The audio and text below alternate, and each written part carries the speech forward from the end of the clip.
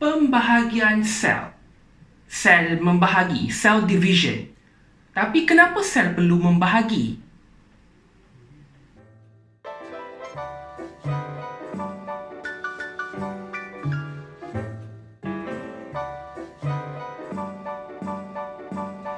Bismillahirrahmanirrahim. Assalamualaikum. Salam sejahtera. Halo, hai kepada anda semua. Selamat kembali ke channel Let's Tutor. Sekarang masih dalam bulan Syawal, jadi masih belum terlambat untuk saya ucapkan selamat Hari Raya Aidilfitri buat semua Muslim di Malaysia maupun di luar Malaysia yang menonton video ni pun. Selamat Hari Raya. Kalau anda tengok video ni time Hari Raya lah. Kalau anda tengok video ni in the future, bulan April ke bulan Disember ke, bukanlah Hari Raya kan? Okey.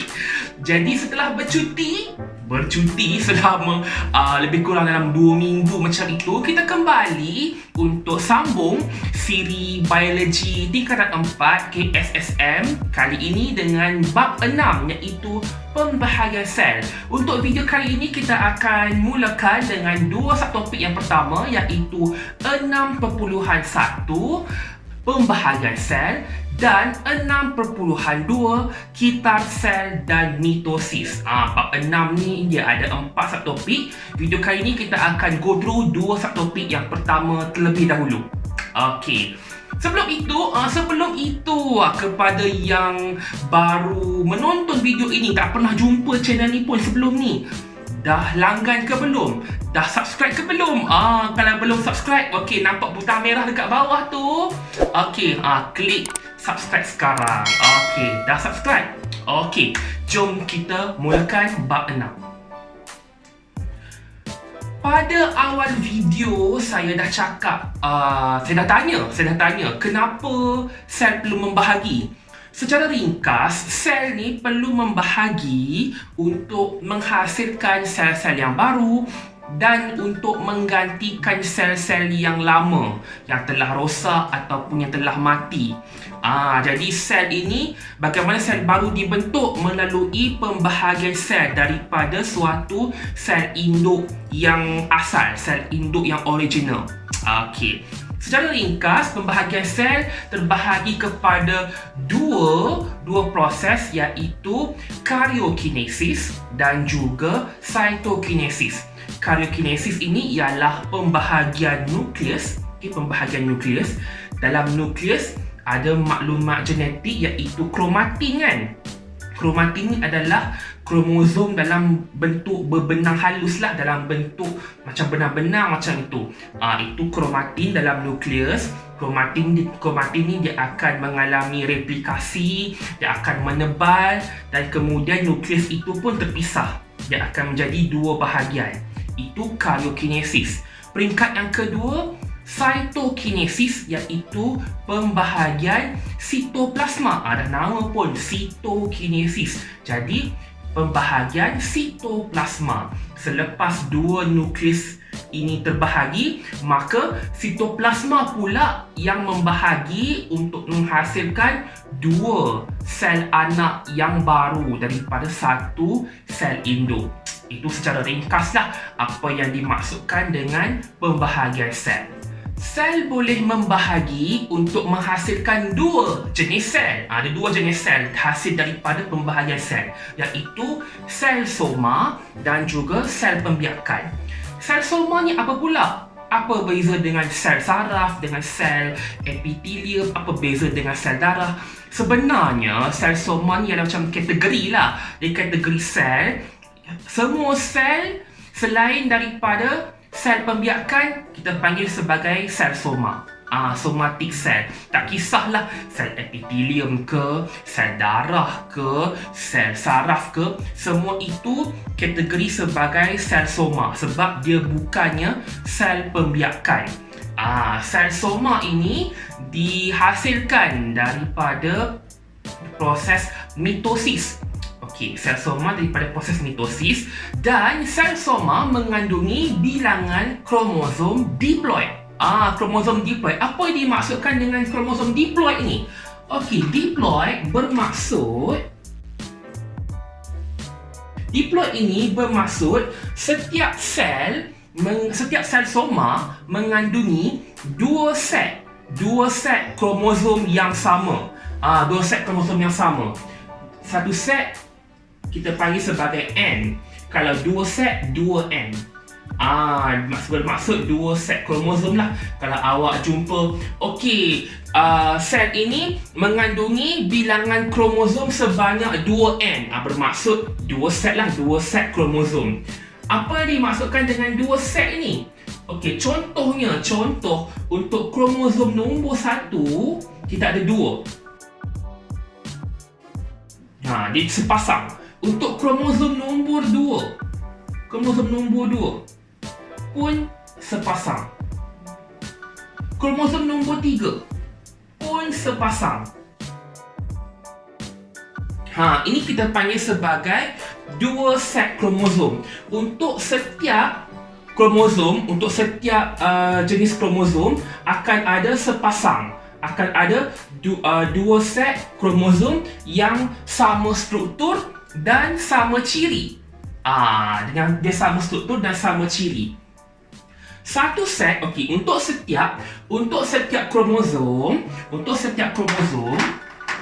satu set adalah daripada induk jantan ataupun kita panggil sebagai kromosom paternal. Dan satu lagi daripada induk betina ataupun kita panggil sebagai kromosom maternal. Dan macam saya cakap tadi, kedua-dua kromosom paternal dan kromosom maternal ini mempunyai ciri dan struktur yang sama untuk jenis kromosom yang sama. Sebab itu dia berpasang macam tu. Sebab dia punya bentuknya sama, ciri dia pun sama, jenis pun sama. Dia cuma yang membezakannya cuma satu ini daripada induk jantan, lagi satu ini daripada induk betina. Senang cerita, sel-sel badan kita ni kan, tak kisahlah sel kulit ke apa ni kan, setiap sel ini mengandungi kromosom, dan ada dua pasang kromosom itu, satu daripada ayah awak, satu daripada mak awak. Senang cerita macam itu. Daripada kesemua bilangan kromosom yang ada, satu set itu daripada ayah awak, satu set lagi diwarisi daripada mak awak. Jadi terbentuklah awak. Begitulah. Dua set kromosom untuk sel soma. Dan lagi satu, pasangan kromosom yang sama, ini contohlah kromosom paternal, kromosom maternal kan. Pasangan kromosom yang sama jenis ini kita panggil sebagai kromosom homolog. Kromosom homolog ini bermaksud dua set kromosom yang sama lah, yang sama ciri, yang sama struktur, di mana salah satunya kromosom paternal, lagi satu ini adalah kromosom maternal. Kita panggil sebagai kromosom homolog. Dalam manusia, sel soma manusia ini mengandungi bilangan kromosom 2N sama dengan 46. 2N sama dengan 46. Macam mana nak baca apa dimaksudkan dengan 2N sama dengan 46 ini? 2N ini bermaksud dua set kromosom. Dua set kromosom. Dan jumlah bilangan kromosom ialah 46. Jumlah bilangan kromosom ialah 46. Tapi ini ada dua set kromosom. Jadi sebenarnya terdapat 23 pasang. 23 pasang kromosom. Kalau kita kali 2, 46 lah. Kalau kita kali 2, 46. Jadi untuk sel soma manusia, bilangan kromosom 2N sama dengan 46. Bermaksud 2 set kromosom dan jumlah bilangan kromosom ialah 46. Itu kalau sel soma. Pembahagian sel juga boleh menghasilkan sel gamet. Apa itu sel gamet? Sel Senang cerita, sel pembiakan, iaitu sperma dan juga ovum. Dua ni kalau manusia lah. Kalau manusia dan juga haiwan lah, sperma dan juga ovum. Dua ini, sel pembiakan ini, ataupun nama lain dia ialah sel gamet. Sel gamet ini terhasil daripada proses meiosis. Proses meiosis, kita akan tengok video video yang akan datang untuk meiosis. Dan bilangan kromosom untuk sel gamet, untuk sel pembiakan ialah haploid. Bilangan kromosom untuk sel gamet ialah haploid. Apa dimaksudkan dengan haploid?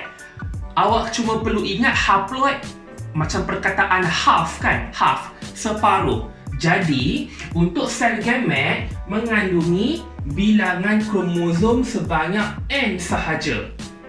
N iaitu satu set kromosom sahaja. Jadi, kromosom nombor 1, ada 1, kromosom nombor 2, ada 1, kromosom nombor 3, ada 1. Dia tak ada pasangan. Ini senanglah. Setiap jenis kromosom ada satu kromosom sahaja. Dia tak ada partner, dia tak ada maternal. Dia cuma satu sahaja. Dan untuk sel gamet manusia, untuk sel pembiakan manusia, bilangan kromosom dia ialah N sama dengan 23.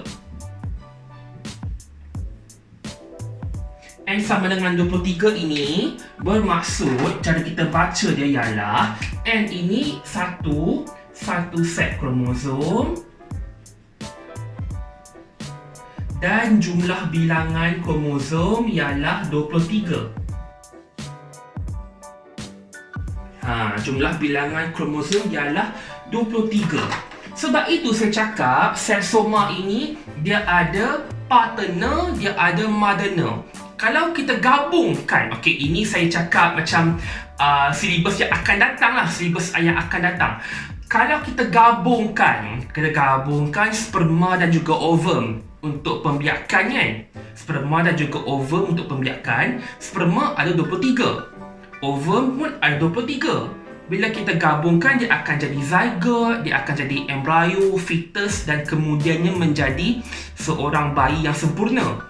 Jadi bayi ataupun fetus itu ataupun embrio itu mengandungi kedua-dua kromosom, mengandungi bilangan kromosom daripada dua sel pembiakan, daripada sperma, daripada ovum. Sperma 23, ovum ada 23. Jadi organisma yang terbentuk ada 46.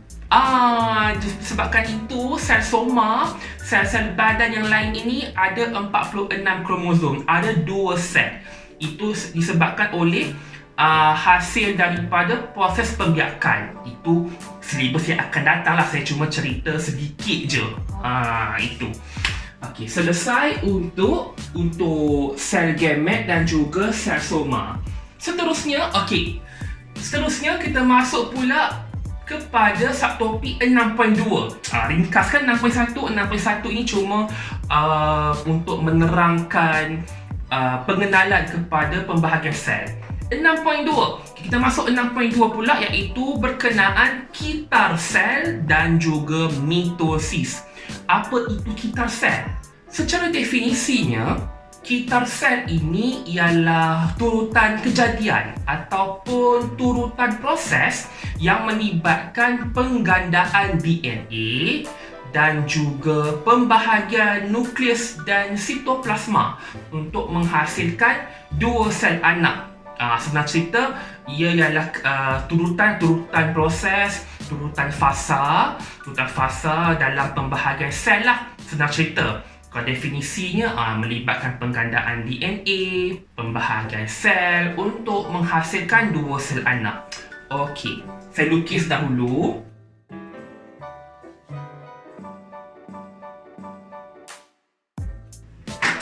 Ini saya dah lukis tak sempurna lah. Maaf kerana tak sempurna bulatan saya.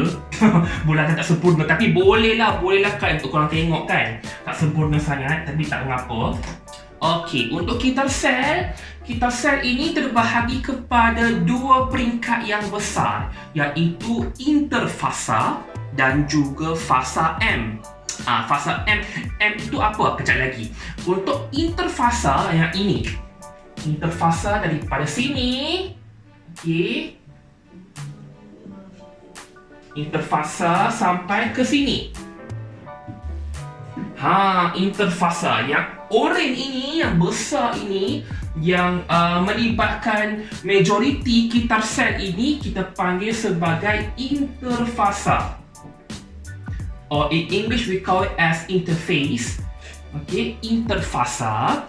Interfasa ini macam awak lihat terbahagi kepada tiga peringkat dan tiga sub peringkat, iaitu G1, S dan juga G2. G1, S dan juga G2. Okey, kita tengok dahulu untuk G1. G ni apa? G ni stands for growth. Pertumbuhan. G bermaksud growth, pertumbuhan. Jadi bila kita cakap pertumbuhan, proses yang terlibat dalam sel dalam fasa G1 ini, sel ini membesar. Sel membesar.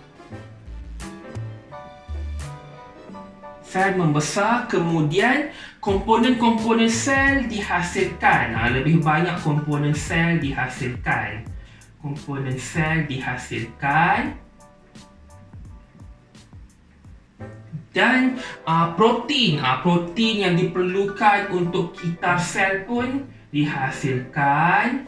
Protein untuk kitar sel dihasilkan.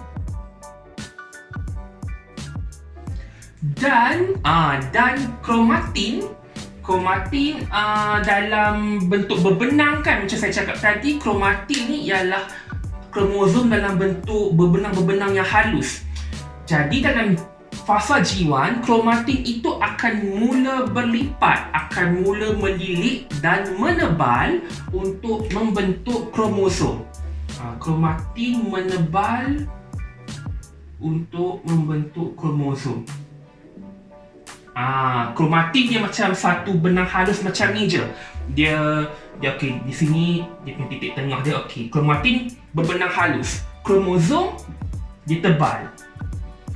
Ini beza kromatin dengan kromosom. Okey. Itu kalau G1. Selepas G1, kita masuk pula ke dalam fasa S. Okey, apa itu fasa S? S itu merujuk kepada sintesis. S merujuk kepada sintesis. Nak sintesis apa lagi? Okey, sintesis dalam fasa S ini melibatkan sintesis DNA. Sintesis DNA sebenarnya. Sintesis DNA melalui proses replikasi.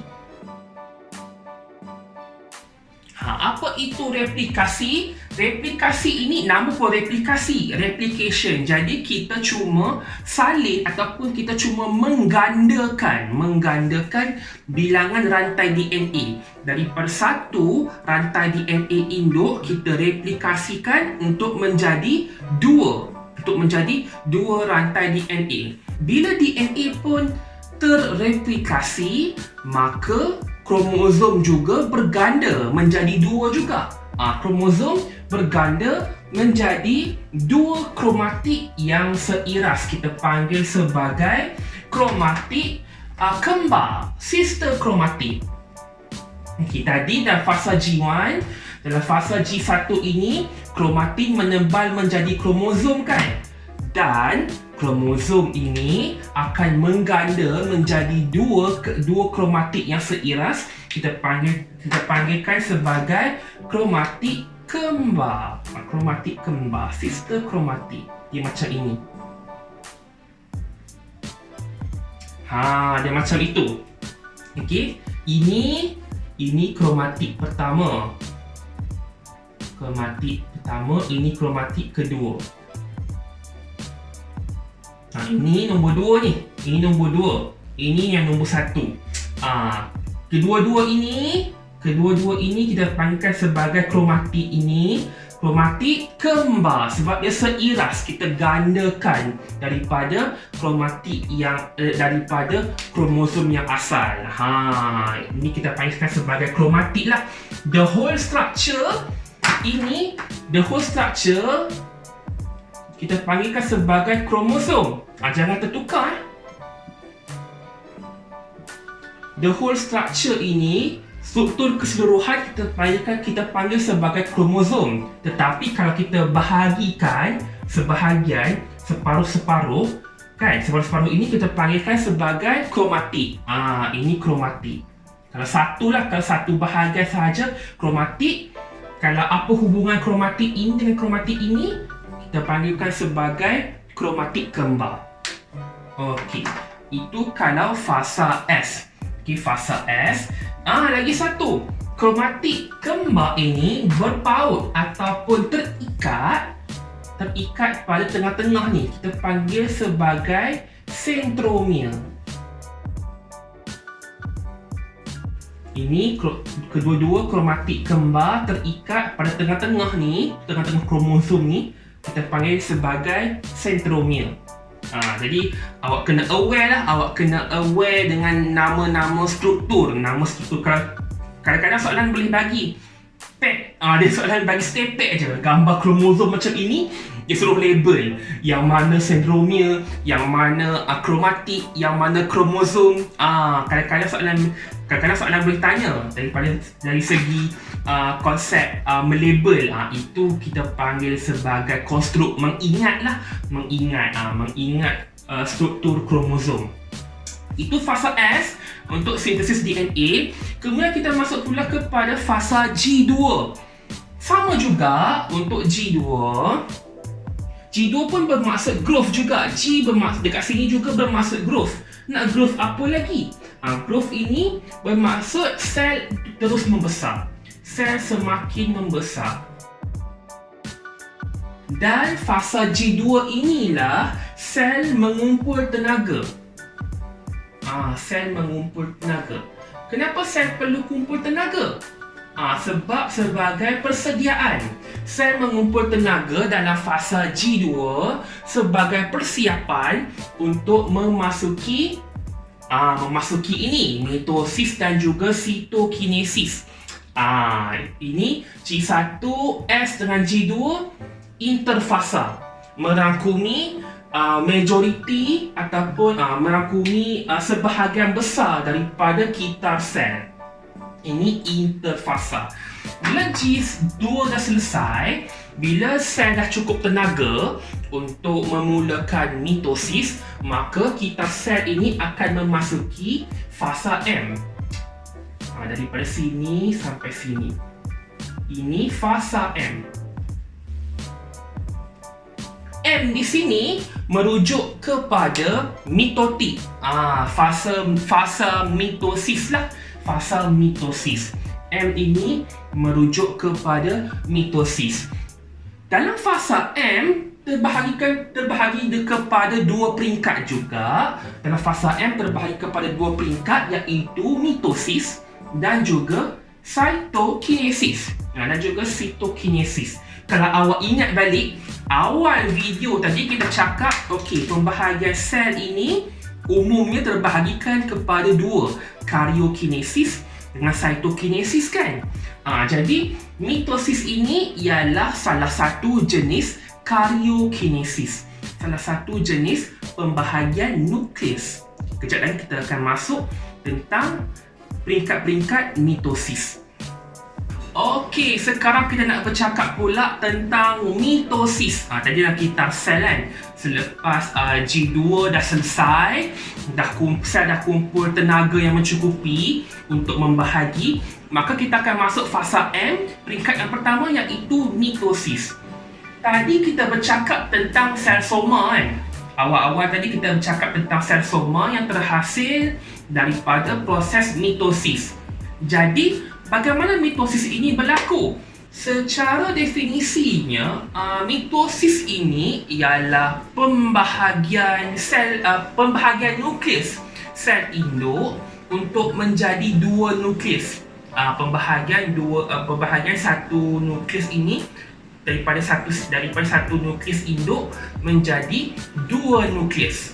Selepas terbahagi, setiap kedua-dua nukleus ini akan mengandungi bilangan kromosom dan kandungan genetik yang sama dengan sel induk yang asal. Ini definisi dia, ini definisi mitosis tau. Pembahagian nukleus sel induk untuk menjadi dua nukleus. Selalu sangat misconception pelajar. Pelajar cakap mitosis ini ialah sejenis pembahagian sel. Salah. Dia bukan salah, dia kurang tepat. Mitosis bukan jenis pembahagian sel. Mitosis ialah sebahagian daripada proses pembahagian sel. Sebab kalau kita tengok daripada kita sel itu, masih ada lagi peringkat-peringkat yang lain. Ada G1, S, G2. Kemudian mitosis. Lepas mitosis, ada cytokinesis pula. Selepas cytokinesis, baru sel itu sempurna terbahagi. Jadi mitosis ini bukanlah jenis pembahagian sel. Dia ialah jenis pembahagian nukleus, karyokinesis. Awal-awal kita cakap dalam video tadi ni kan, karyokinesis, cytokinesis. Mitosis ini ialah sejenis karyokinesis. Jadi kalau dalam soalan minta definisi, apakah yang dimaksudkan dengan mitosis? Mitosis ialah proses pembahagian nukleus sel induk untuk menjadi dua nukleus. Hati-hati ya, jangan cakap mitosis ialah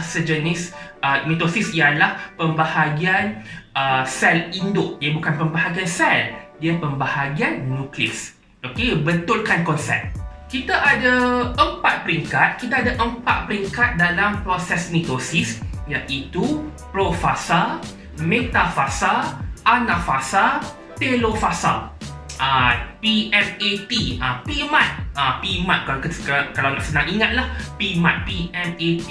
Kalau dalam English lebih senang sebut prophase, metaphase, anaphase, telophase. Kalau bahasa Melayu dia macam lebih sikit suku kata dia. Dalam English dia kurang sikit. Prophase, metaphase, anaphase, telophase.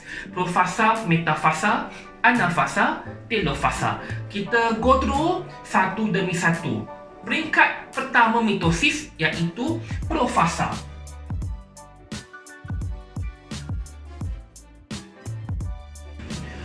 Ini saya dah lukis profasa. Contoh kalau soalan minta lukis profasa kan. Macam ini. Apa yang terjadi dalam peringkat profasa? Macam kita cakap tadi, berbenang kromatik berbenang kromatin mula memendek dan menebal untuk membentuk kromosom kan. Kromatin ni dia nipis, dia berbenang sahaja, dia menebal untuk membentuk kromosom. Dan kromosom yang menebal ini kan, tebal macam ini, kita boleh observe, kita boleh perhatikan di bawah mikroskop cahaya. Kalau kromosom yang tebal macam ini. Setiap kromosom, macam kita cakap tadi, setiap kromosom terdiri daripada dua kromatik kembar dan kedua-dua kromatik kembar terikat pada tengah-tengah kromosom. Kita panggil sebagai centromere. Dan dalam proses profasa ini, membran nukleus terurai. Yang dot-dot-dot sekeliling ni kan, ini ialah membran nukleus. Membran nukleus terurai. Dan nukleolus yang dalam nukleus tu kan, nukleolus pun menghilang. Dan centriole, ini yang nampak macam sepasang macam silinder ni kan, ini centriole. Centriole mula untuk bergerak ataupun berpindah ke kutub yang bertentangan. Kutub ni bermaksud opposite lah, opposite pole. Kalau satu pergi ke sini, satu lagi akan pergi ke sini. Kalau satu pergi ke sini, satu lagi pergi ke sini. Dia bertentangan. ke kutub yang bertentangan. Kat sini belumlah, dekat profasa ini dia masih dalam proses bergerak, masih dalam proses sentriol masih berpindah, proses berpindah ke kutub yang bertentangan. Dan gentian gelendong mula terbentuk. Yang hitam-hitam ini kan, line-line hitam ini ialah gentian gelendong, spindle fiber. Ingat balik bab 2, fungsi sentriol sebagai salah satu komponen sel. Apa fungsi sentriol? Fungsi sentriol ialah untuk menghasilkan gentian gelendong ketika pembahagian sel. Macam inilah dia punya fungsi dia. Baru kita nampak kan, dalam bab 2 kita cuma hafal sentriol fungsi dia menghasilkan gentian gelendong. Tapi macam mana? Macam ini dalam proses mitosis. Okey, ini profasa. Senang je. Profasa ini senang cerita proses permulaan. Daripada proses profasa, kita bergerak kepada proses metafasa. Okey, metaphase. Okey, ini ialah proses metafasa. Ini daripada proses profasa kemudian kepada proses metafasa. Proses peringkat metafasa, apa pula yang berlaku? Dalam metafasa, sentriol sudah berada di kedudukan kutub yang bertentangan. Di kedudukan kutub yang bertentangan. Sini dekat belah barat, sini belah kiri, sini belah kanan. Gentian gelendong tadi tu, gentian gelendong yang dihasilkan oleh sentriol akan berpaut pada sentromere. Tengah-tengah ni sentromere kan? Tengah-tengah kromosom itu. Dia akan berpaut pada sentromere untuk menetapkan kedudukan kromosom. Dia akan menetapkan kedudukan kromosom supaya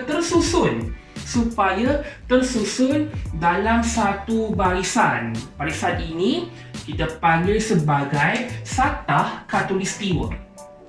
Okey. Ni barisan yang macam line, imaginary line lah kan. Imaginary line. Okey.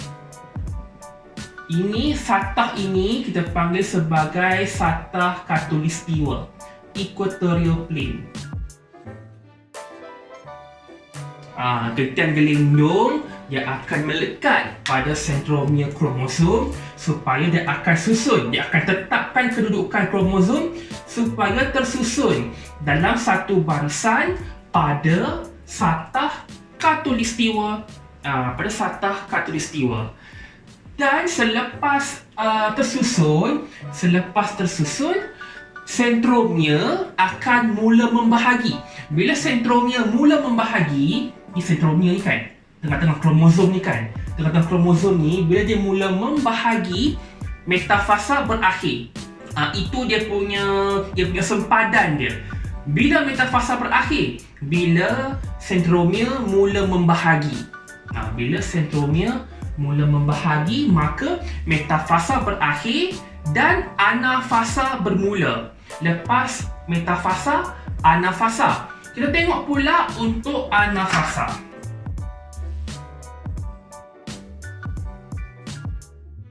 Okey, ini anafasa. Peringkat selepas metafasa. Okey.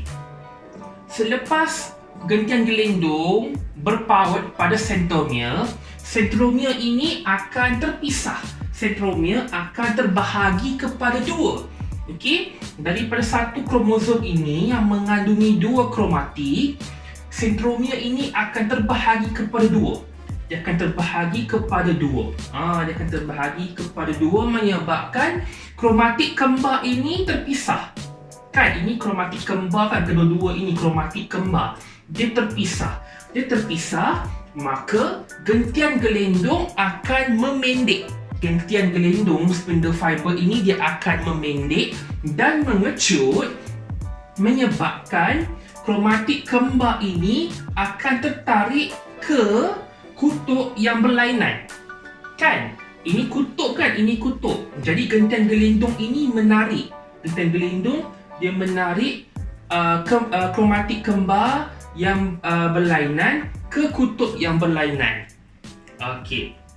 Dan anafasa berakhir. Anafasa ini dia punya sempadan dia punya checkpoint dia berakhir apabila kromatik kembar tiba di kutub. Apabila kromatik ini dah sampai dekat kutub yang berlainan, maka anafasa pun berakhir dan bermulanya peringkat telofasa. Itu dia punya sempadan dia. Okay, ini anafasa. Kita tengok pula untuk telofasa. Apa yang terjadi pada telofasa?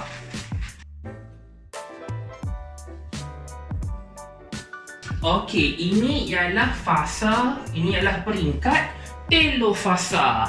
Peringkat yang terakhir dalam proses mitosis. Apa yang berlaku dalam peringkat telofasa ini? Kromatik tiba di kutub yang bertentangan. Kromatik tiba di kutub yang berlainan. Ini permulaan kepada peringkat telofasa. Dan kromatik yang tiba dekat kutub yang bertentangan ini, kini kita panggil dia sebagai kromosom anak. Kromosom anak ataupun dalam English ni kita panggil sebagai daughter chromosome. Dan setiap kutub sekarang ini, setiap kutub mempunyai satu set kromosom yang lengkap dan seiras. Sekarang ini kita ada dua nukleus dan kedua-dua nukleus mengandungi set kromosom yang sama. Kan, satu yang merah, satu yang biru. Satu merah, satu biru. Sama macam awal-awal peringkat profasa tadi. Dan dalam proses telofasa ini, gentian gelindung pun mula menghilang lah. Dia mula menghilang sebab dah tak ada fungsi dah. Sebab kromosom dah sampai, jadi gentian gelindung pun mula menghilang. Dan nukleolus, membran nukleus kembali terbentuk. Membran nukleus yang baru lah kali ni. Membran nukleus yang baru, nukleolus yang baru terbentuk semula. Dan mitosis berakhir. Selepas mitosis berakhir, kita masuk kepada peringkat sitokinesis. Peringkat yang terakhir. Peringkat yang terakhir dalam kitar sel, dalam pembahagian sel. Telofasa ini peringkat terakhir dalam mitosis. Dalam mitosis. Selepas telofasa, mitosis berakhir, kemudian kita masuk pula ke dalam cytokinesis. Alright, macam awal-awal video tadi kita cakap, cytokinesis ialah proses pembahagian sitoplasma. Betul lah. Cytokinesis ialah proses pembahagian sitoplasma. Dia peringkat terakhir pembahagian sel. Dia peringkat terakhir fasa M dan juga peringkat terakhir keseluruhan kitar sel lah. Keseluruhan kitar sel. Jadi kita cakap daripada awal tadi G1, S, G2, kemudian ini interfasa. Kemudian mitosis. Dari peringkat G1, S, G2 dan juga mitosis, keempat-empat peringkat ini kesemuanya hampir sama untuk kedua-dua sel haiwan dan sel tumbuhan. Yang membezakannya cuma sel tumbuhan tak ada sentriol. Sel tumbuhan tiada sentriol, tetapi sel tumbuhan masih boleh menghasilkan gentian gelindung untuk proses mitosis ini. Itu je perbezaan untuk G1, S, G2 dengan mitosis. Sel tumbuhan tiada sentriol tetapi masih boleh menghasilkan gentian gelindung. Tetapi yang membezakan sel haiwan dan sel tumbuhan ialah proses cytokinesis. Terdapat perbezaan dalam proses cytokinesis. Apa perbezaan dia? Dalam sel haiwan, senang je. Dalam sel haiwan, ini saya lukis dulu. Dalam sel haiwan, cytokinesis terjadi apabila membran plasma mencerut. Membran plasma mencerut di bahagian tengah sel antara dua nukleus. Menjadi belahan pencerutan. Dia berlekuk macam ni. Mencerut tu apa? Okey, mencerut itu dia macam mengikat. Contohnya air bungkus. Kita bungkus teh ais dekat mama kan. Okey. Kalau dia ikat penuh dengan tali, kan beg plastik itu straight kan. Tapi bila kita ikat dengan tali, kita cerut. Kita sebenarnya cerut beg plastik tu. Kita ikat dia. Kita ikat dia ketat-ketat. Macam itu juga dekat sel ini. Ini kita panggil sebagai pencerutan, cleft. Kalau dalam English, kalau dalam English kita panggil sebagai cleavage furrow. Cleavage furrow ataupun dalam bahasa Melayunya ialah belahan pencerutan. Dia mencerut di tengah, bukan mencarut dan mencerut dua perkataan yang lain. Dia mencerut, jangan salah eja. Okey, mencerut di tengah-tengah sel di antara dua nukleus baru yang terbentuk ini. Okey, selepas mencerut, selepas terdapatnya pencerutan di tengah-tengah sel, di kawasan belahan pencerutan ini kita ada microfilament. Kita ada microfilament. Dia macam microfilament macam itu yang membentuk gelang pencerutan. Dia membentuk gelang pencerutan di tengah-tengah sel tu. Dia membentuk gelang pencerutan menyebabkan sel boleh mencerut sampai habis. Dia boleh tertarik sampai habis daripada satu sel ini kan. Daripada satu sel yang mengandungi dua nukleus, dia boleh mencerut, picit. Okey. Dia picit dia, kita picit, lepas itu baru terpisah. Baru sel itu, dua sel anak boleh dihasilkan melalui bantuan microfilament yang terdapat pada belahan pencerutan. Boleh menyebabkan sel boleh mencerut sehingga terputus. Daripada satu sel ini boleh terputus untuk menghasilkan dua sel anak yang baharu. Sebegini. Ini cytokinesis. Ini ialah cytokinesis untuk sel haiwan. Berbeza sedikit dengan sel tumbuhan. Okey, untuk sel tumbuhan, saya lukis dulu sel tumbuhan.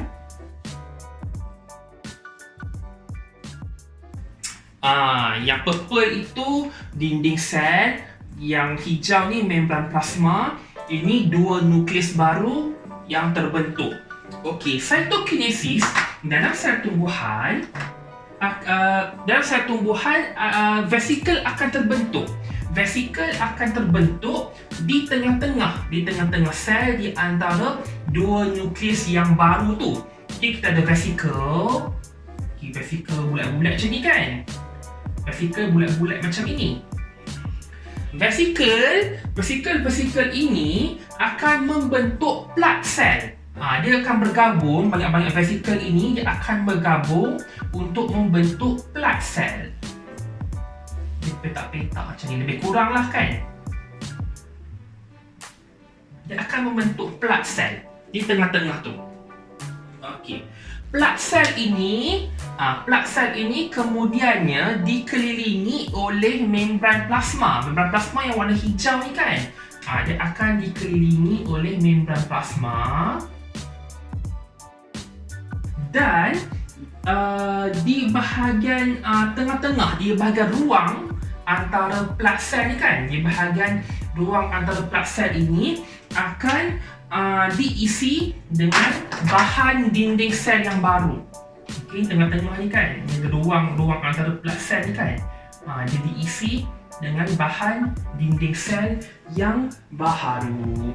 Kemudian plat sel ini dia akan membesar dan berkembang sehingga bercantum. Dia akan bercantum dengan membran plasma yang asal ni. Dia akan bercantum dengan ini. Dia akan bercantum dengan membran plasma yang asal. Dia akan bercantum dengan membran plasma yang asal. Dan gentian selulosa kan kita tahu kan dinding sel ini mengandungi selulosa kan. Jadi gentian selulosa akan dihasilkan untuk menguatkan dinding sel yang baru. Ini dinding sel kan. Ini membran plasma. Tengah-tengah ni pun dinding sel juga lah. Tengah-tengah ni. Tengah-tengah ni ialah sebahagian daripada dinding sel yang baru. Kita ada selulosa dekat tengah-tengah ni. Kat sini pun ada selulosa. Di tengah-tengah ini pun ada selulosa. Jadi begini proses cytokinesis dalam sel tumbuhan. Dan sel tumbuhan menggunakan vesikel yang bergabung untuk membentuk plat sel. Plat sel kemudiannya dikelilingi oleh membran plasma, dan plat sel itu berkembang dan membesar untuk bercantum dengan membran plasma asal untuk menghasilkan dinding sel yang baru. Itu kalau cytokinesis sel haiwan dan juga sel tumbuhan selesai. Selesai untuk cytokinesis, maka kital sel pun komplit. Kital sel pun habis, selesai, dan dia akan berulang. Kital sel tu. Jadi apa kepentingan mitosis? Kenapa perlunya ada mitosis ni kan? Okey, kepentingan yang pertama ialah untuk perkembangan embrio dan juga pertumbuhan organisma. Kita gabungkan sekali lah. Dalam DSKP ada dua. Perkembangan embrio dan juga pertumbuhan organisma. Mitosis ini penting kerana sel-sel baru perlu dihasilkan, perlu dibentuk dan ditambah untuk membentuk organ, untuk membentuk tisu, organ dan sistem yang sempurna untuk menghasilkan suatu organisma. Ialah daripada suatu embrio untuk menjadi fetus, untuk menjadi bayi, sel-sel perlu ditambah, sel-sel perlu menjalani pengkhususan, sel-sel perlu ditambah untuk menghasilkan tisu, untuk menghasilkan organ, barulah organisma itu boleh berfungsi dengan sempurna. Itu dari segi kepentingan perkembangan embrio dan juga pertumbuhan organisma lah. Kepentingan yang kedua ataupun ketiga macam tu, penyembuhan luka pada kulit. Kadang-kadang kita terjatuh tangga ke kan, terjatuh ke atas jalan tar ke, lari-lari terjatuh, luka. Bila luka, bagaimana luka itu tertutup? Bagaimana adanya kulit yang baru? Macam mana ada parut? Parut itu ialah sel-sel kulit yang baru. Sel-sel kulit yang baru yang dihasilkan oleh sel kulit yang lama melalui mitosis. Itu kepentingan dia. Kepentingan mitosis untuk menutup luka, untuk menggantikan sel-sel yang rosak ataupun sel yang mati akibat luka tersebut. Itu kepentingan yang ketiga. Kepentingan yang seterusnya ialah penjanaan semula, regeneration. Apa tu penjanaan semula? Sebagai contoh cicak. Cicak kan ekor dia boleh terputus. Tapi tak mati. Dia tak mati dan dia boleh tumbuh ekor yang baru. Cicak ini walaupun ekor dia terputus, dia boleh tumbuhkan ekor yang baru melalui proses mitosis. Itu kalau cicak. Kalau lagi satu contoh ialah cacing pipih, flatworm. Cacing pipih ataupun flatworm ni, dia boleh tumbuh bahagian mana yang terputus itu untuk menjadi cacing pipih yang baru. Kalau kita ambil satu cacing pipih, kita ambil satu flatworm, kita potong tiga, kita potong jadi 3 bahagian, lama-kelamaan kita akan dapat 3 cacing pipih yang baru. Dia boleh tumbuh untuk membentuk bahagian lain yang cacat, bahagian lain yang cedera. Itu dari segi degeneration, penjanaan semula. Dan kepentingan yang terakhir iaitu pembiakan aseks. Kita ingat semula, kita kembali semula kepada bab 2, iaitu proses pembiakan oleh organisma unisel, amoeba dan juga paramecium kan. Pembiakan aseks amoeba dan paramecium melalui proses belahan dedua, binary fission. Belahan dedua itu merupakan mitosis. Belahan dedua itu merupakan mitosis. Daripada satu sel unit, daripada satu sel amoeba, daripada satu sel paramecium itu dia terbelah dua. Dia terbelah dua untuk membentuk dua organisma yang baru, dua organisma unisel yang baru. Itu pembiakan aseks belahan dedua. Itu mitosis. Itu mitosis. Lagi satu contoh ialah hydra. Hydra ni dia hidupan akuatik. Hydra ni pun melalui pembiakan aseksnya melalui mitosis, iaitu dengan menumbuhkan tunas. Okey, dia menumbuhkan tunas untuk membentuk suatu hydra yang baru. Itu pembiakan aseks melalui proses mitosis. Selesai untuk 6.1 dan juga 6.2. Itu sahaja. Seperti biasa, kalau ada soalan, kalau soalannya tak faham ke apa ke kan, boleh tinggalkan komen di bahagian bawah, dan dalam ruangan description di bawah saya ada sediakan satu link. Seperti biasa, satu link untuk kuis latihan kefahaman untuk 6.1 dan 6.2. Kebanyakannya berkaitan dengan mitosis lah. Yang famousnya soalan berkenaan dengan mitosis. Tapi saya akan cuba masukkan juga soalan-soalan yang berkaitan dengan topik 6.1. Jadi itu sahaja daripada saya untuk video kali ini. Untuk video yang lebih menarik daripada channel ini, boleh klik di sebelah sini. Yang belum subscribe tu, subscribe dengan klik di sebelah sini. Kita jumpa lagi dalam video yang akan datang. Terima kasih kerana menonton. Bye bye. Assalamualaikum.